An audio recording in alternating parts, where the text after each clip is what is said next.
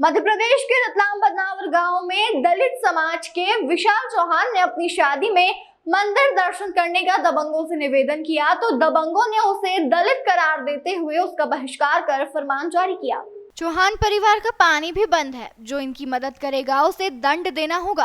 आज वहां पर फिर दलितों के हक की लड़ाई लड़ने वाले बलाई दलित समाज के राष्ट्रीय अध्यक्ष मनोज परमार पहुंचे और दलित दूल्हे दुल्हन सहित परिवार को दर्शन के लिए मंदिर ले गए, लेकिन यहां फिर विवाद की स्थिति बन गई। दबंगों ने फिर दलित दूल्हे को मंदिर प्रवेश से रोकने का प्रयास किया, लेकिन मनोज परमार और उनकी टीम ने बड़ी मुश्किल के हालातों से डटकर दूल्हे को दर्शन करा ही दिए।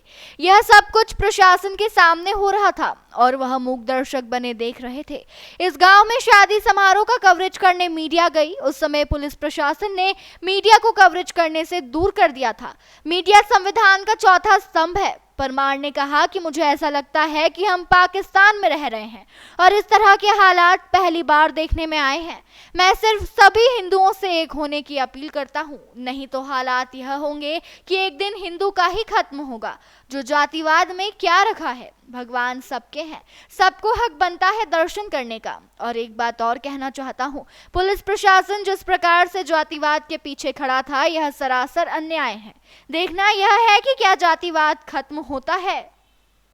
अच्छा लगा मुझे, वो समय से नहीं हो पा रहा था, ये भैया के आने से संपूर्ण हुआ। आपकी जो मनोकामना थी वो क्या थी? तो दर्शन करना ही थी। हिंदू होना हमारा गुनाह है। ये राम के दर्शन नहीं कर पाते। कितने वर्षों से आप मंदिर में प्रवेश कर? कई वर्षों से मेरे जन्म से ही मैंने मंदिर में प्रवेश नहीं किया। पहली बार किया? हाँ, पहली बार।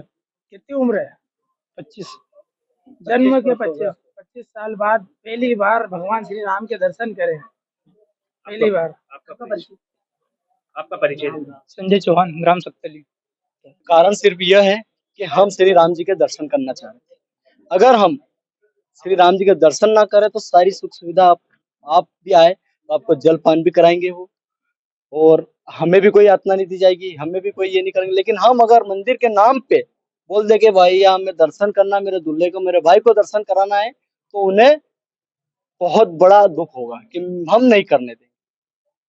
क्यों नहीं करने देंगे? कि तुम दलित हो, बलाई हो, तुम्हारा हक नहीं है।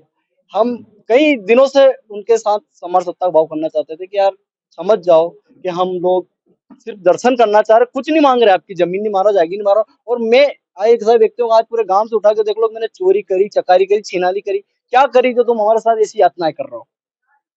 हमारे साथ ऐसा हुआ है कि हमारे घर से 1-1.5 किलोमीटर हमें कार्यक्रम करना पड़ा है। क्यों करना पड़ा है? कि मैं मंदिर में जा रहा हूँ।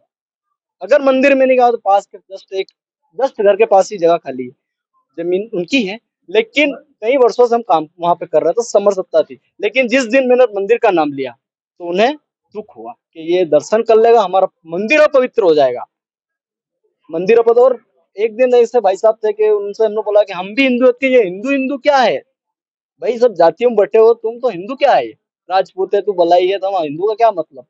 इसी बातें हमें सुनाई गई, बहुत दुख दर्द हुआ हमें।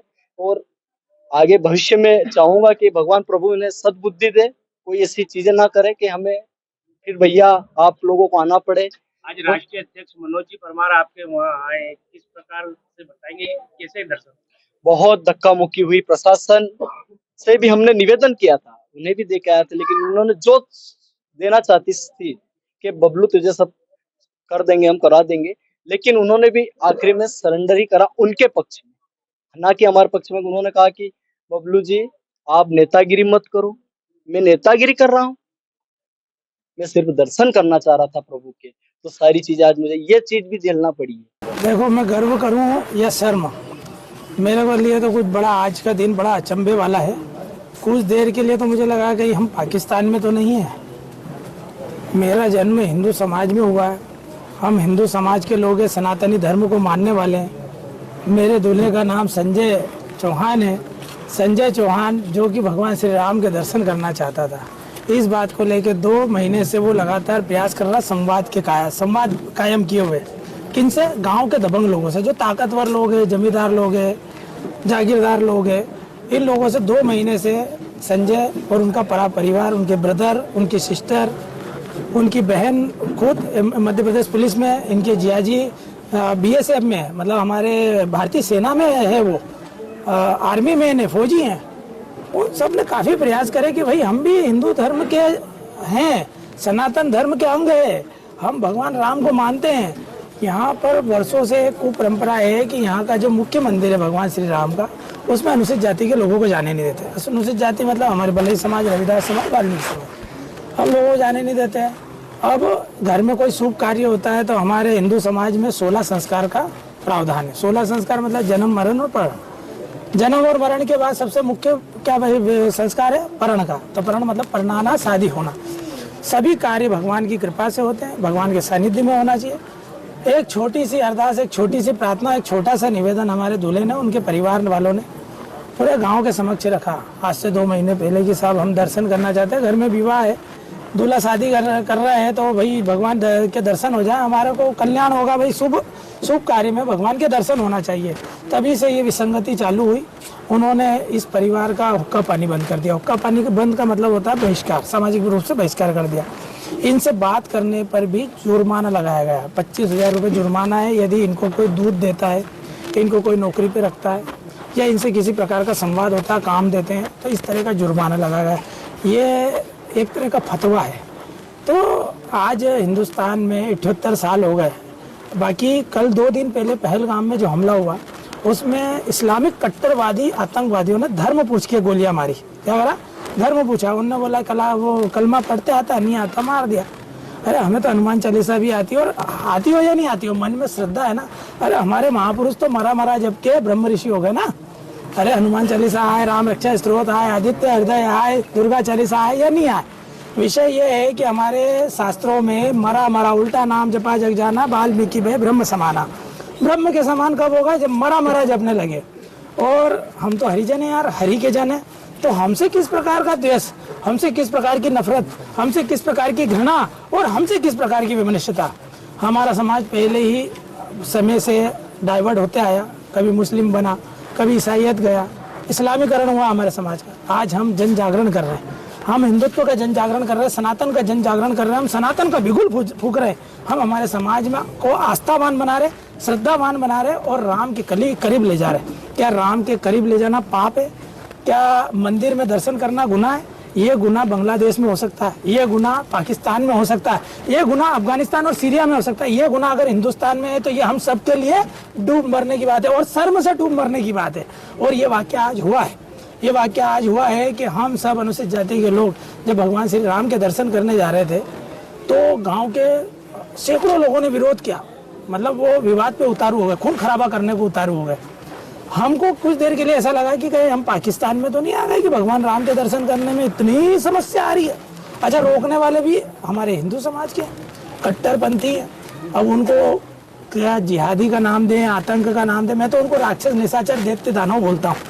क्योंकि जो भी शुभ काम में, पवित्र काम में, भगवान के भजन में, भगवान के पूजन में अथवा भगवान के दर्शन में यदि कोई विघ्न पैदा करता है, अड़चन पैदा करता है, तो वो राक्षस, निशाचर से कम नहीं है। ये सब रावण और कंस की प्रजाति के लोग हैं जिन्होंने हमारे को भगवान राम के दर्शन करने में व्यवधान पैदा किया, दुखद पीड़ा प्रदान करी। हमारा पूरा परिवार डरा और सहमा हुआ था। इन्होंने आज दर्शन के पहले ही हमारे लोगों का हुक्का पानी बंद कर दिया, सामाजिक रूप से बहिष्कार कर चुके हैं वो लोग हमारा। आज पुलिस का जो सहयोग मिला था वो बिल्कुल सहयोग ना के बराबर मिला।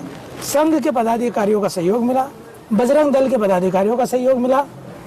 उन्हीं के कारण दूल्हा और हम 2-4 लोग भगवान के दर्शन कर पाए। दूल्हे का परिवार अंदर नहीं जा पाया। उसका मुख्य कारण है कि वहाँ पर विवाद हो रहे थे और पुलिस ने हमको अंदर जाने नहीं दिया, दर्शन करने नहीं दिया। तो परिवार भी दर्शन नहीं कर पाया, ना मामा कर पाया, ना मामी कर पाई, ना फूफा कर पाया, ना बुआ कर पाई, ना काका कर पाया, ना बड़े पापा, ना बड़ी मम्मी, ना काका काकी, कोई दर्शन नहीं कर पाया। यहाँ तक कि बहन और जियाजी भी नहीं कर पाया। कौन ने करा? एक उनके ब्रदर ने, मैंने और इनने और 2 हमारे संगठन की कार्यकर्ताओं ने। ठीक है, हमारे दर्शन हुए। मैं ये भी नहीं कहता हूँ कि हम अजर अमर हो जाएंगे, बात समानता की है। हम हिंदू धर्म में जन्मे, हमें समानता का हक है, हमारा अधिकार है भगवान श्री राम पर, क्योंकि हम हरि के जन है। और हरि का जन हरि के मंदिर में नहीं जाएगा तो क्या खुदा के पास जाएगा, क्या पैगंबर के पास जाएगा, क्या मजार जाएगा, दरगाह जाएगा या मस्जिद जाएगा? ये सवाल मेरा आप सबसे भी है।